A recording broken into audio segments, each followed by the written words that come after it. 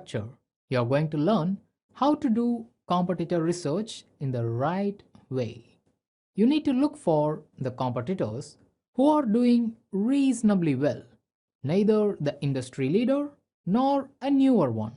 Else, you may end up with either high competition keywords or low traffic keywords.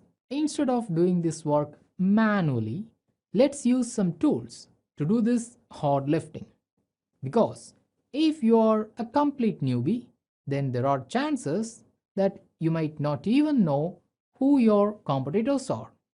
But you should be rational while using these SEO tools. Most of the SEO tools that are available online give only a little information for free.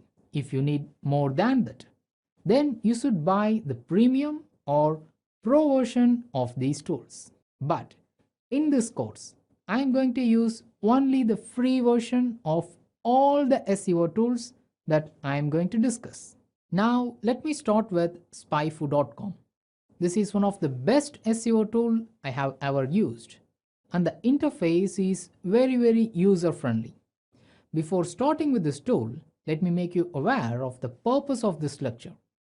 We are just going to collect a list of competitors and similar websites to the main competitor.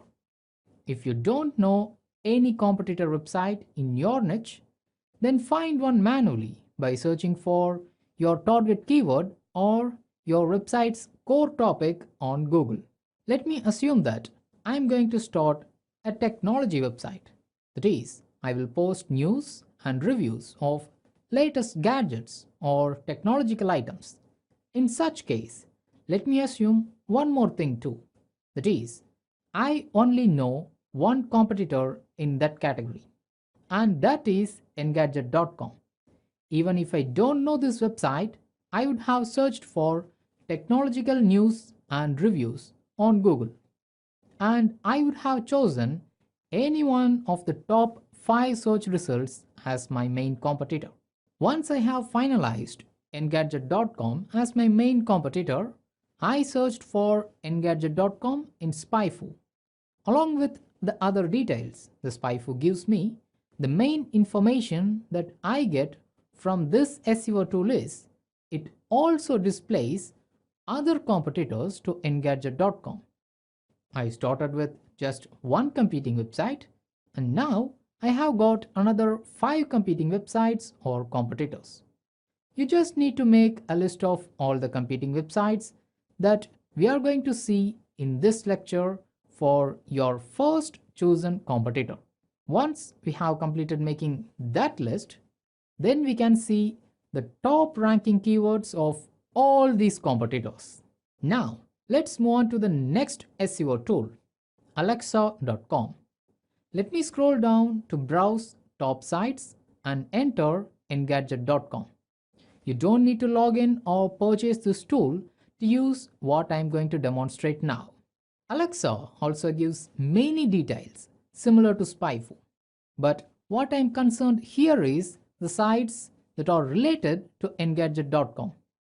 Here I get another 5 websites that are similar to Engadget.com, but some of these websites might get repeated with a list of similar sites shown by SpyFu, such as The Verge and digitaltrends.com. So you need to analyze and shortlist the unique websites that you think as your competitor.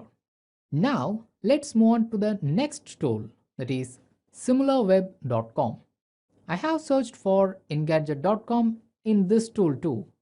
You can directly come to competitors where you have got 2 types of categorization. One is the similarity. That is, it suggests websites that are very similar to the content that are published on Engadget.com. Whereas, if you click on rank, then you will get the websites that are on similar range of domain authority as well as having similar content to Engadget.com. As far as I know, SimilarWeb is the best tool even out of the 3 SEO tools that I have suggested in this lecture to get the best list of similar websites that you are competing with.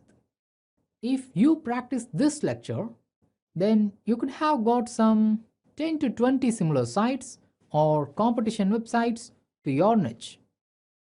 Do you know how you can have a sneak look on the top ranking keywords of your competitors? Let's see that in the next lecture.